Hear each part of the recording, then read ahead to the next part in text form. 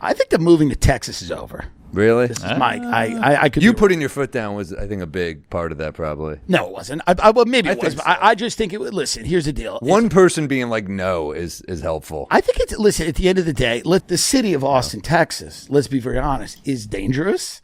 The homeless there are more aggressive than I've ever seen them in New York. Yeah, it's not good. Yeah. Like as a metropolis, it's bad. It's pretty brown. small. It's small. It's brown. There's no grass. It's not green. It turns brown.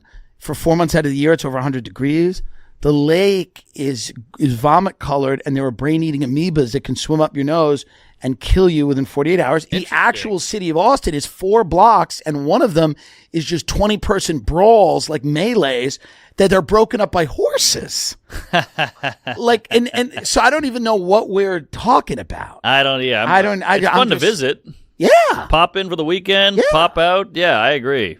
But also, all these towns you go to, they have to tell you how great it is, which is like a person who posts their wedding photo every day, and you're like, you guys are going to break up. Right? Part of the thing with Austin, too, is it's the worst of the right and the worst of the left. Like, everyone's either like a Proud Boy who's like ready to get in a brawl, or it's like a non-binary blue-haired dreadlock gremlin. They push each other to further length. length. What is it? You go, is there any normal human? Is there like a person? Right. So Tim Dillon was talking recently on an episode of We Might Be Drunk with Sam Morril and Mark Norman about how he thinks the prophecy of Joe Rogan and Tony Hinchcliffe saying that, Austin's going to be the comedy mecca of the world and, overtake LA and New York City, that pipe dream is over. And so I want to talk about my experience as a comedian, having lived all over the world, including in Austin, as well as cities like New York, San Francisco, Chicago, and then internationally as well. Why I think that Tim Dillon is correct.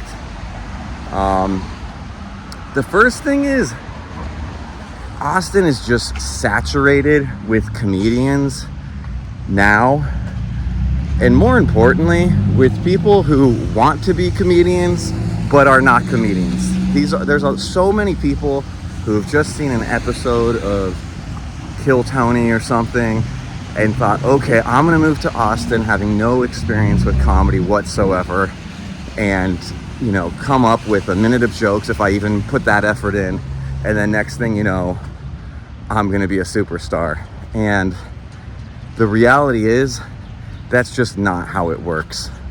There's too many people there, too many people who are super talented, who, for better, for worse, and I would argue for worse for their own careers, move there, and there's just not enough spots to do. Yes, of course, there's the Mothership. Of course, there's Creek in the Cave, which is a far superior comedy club in terms of helping working comics out. And other comedy clubs have popped up. I think there's probably 7 to 8 kind of official ones now, but that doesn't make any difference when it's oversaturated with comedians who can't get spots there, but more importantly, when there's no audience there. Getting to the spots thing, I mean, there's a lot of open mics there, and the idea of an open mic is that's how you get better at comedy. The problem is there's so many people. There are numerous times when you'll show up 10 minutes early to sign up and you're already number 63 on the list, and that's just not sustainable in terms of waiting around for 4 hours to perform 3 minutes to a group of nobody. People leave.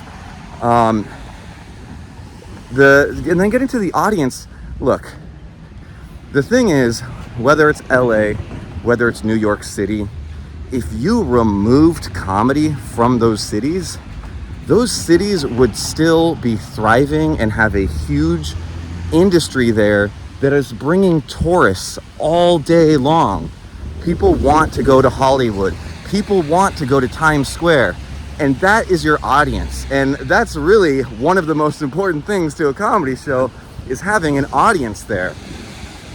Austin just doesn't attract that kind of tourism and foot traffic on a consistent basis, particularly with people who aren't just trying to get drunk on 6th Street.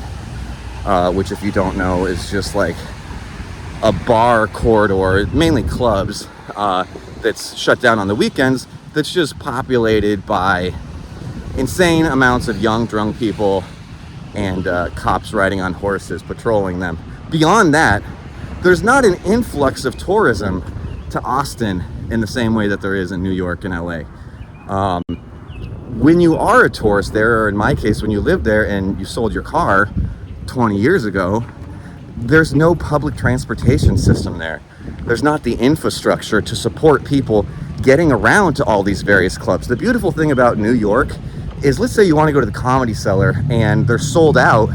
That's okay. You can walk down the street and hit up 3 more comedy clubs within a block. That just isn't the case in Austin.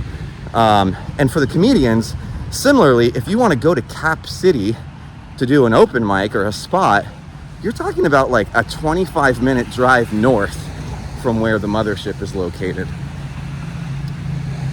The other thing is the cost of living. Now, you're going to say, I'm insane. Oh my God. How are you going to compare LA and New York to Austin? But the thing is, Austin real estate has shot through the roof. I've never been a property owner, but I can tell you as a renter that the place I was renting, the landlord said that his house increased from $300,000 in 2018 to $900,000 in February 2023. And those prices are being reflected in the rent. They're being reflected in the food and the drinks. I remember getting chicken over rice at a halal cart in Austin, and they were charging $18, then flip the iPad around to be like, do you want to tip 20, 25, or 30%?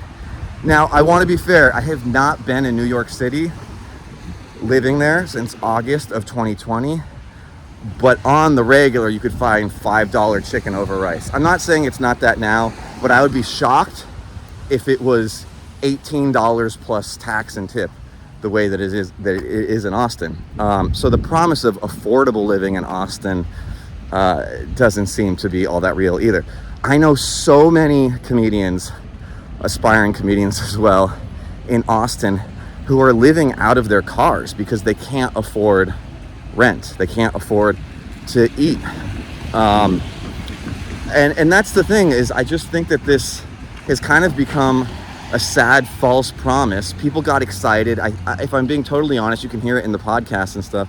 I think that Rogan and Hinchcliffe had a degree of disdain for California and the way the pandemic was handled, and that's totally fine. Not going to begrudge them that, but to then falsely promise that something greater exists for a whole group of people, whole community to move to Austin. So many comedians I know, and they don't want to say this out loud because they don't want to upset the Rogansphere, regret their decision of moving to Austin. Those who haven't fully planted themselves have been able to extricate themselves from that situation, but a lot of people restarted their lives over there, and it's not having the promise that they were hoping for in terms of their careers. There's only so many spots that you can do at a club like the Mothership and perhaps Creek in the Cave that's going to pay you. Sunset Strip, which is partially owned by Brian Redband down the street, constantly empty. I'm not saying it's always empty, but it very often is, and that's maybe the number 2 touted club thanks to Kill Tony. Again, Creek in the Cave, you're gonna get a lot more bang for your buck there, and there's some great shows there, but in summary, Austin doesn't have the infrastructure. Has the Austin comedy scene grown immensely? Yes. Has it grown immensely compared to New York and LA? Not at all.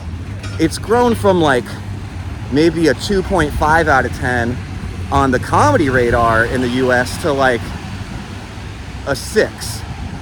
And I'm not talking about publicity and hype and forthcoming documentaries. I'm talking about the actuality of what it can offer. And when New York's at a 10, Austin's not even in the conversation. I would say that Austin has surpassed a city like Philadelphia or San Francisco. Again, lived in both places. in terms of opportunity, but in terms of quality of comedians, not at all. These are people here who really want to be doing comedy and have put the work in, often for, years, sometimes 10 plus years. These aren't people who heard a one-liner joke that was just about trying to say a hot button issue that got a group of fans who are focused solely on that type of comedy to laugh, and then thought that they could do have a whole career in comedy. So that's just my experience, my opinion. Trying out this raw video daily thing. We'll see how it goes. Follow me at Eric Berry Comedy if you want. And if you disagree or have other comments, or I'm sure I left out tons of insights from my own experience in talking to other comedians, feel free to let me know. All right, peace.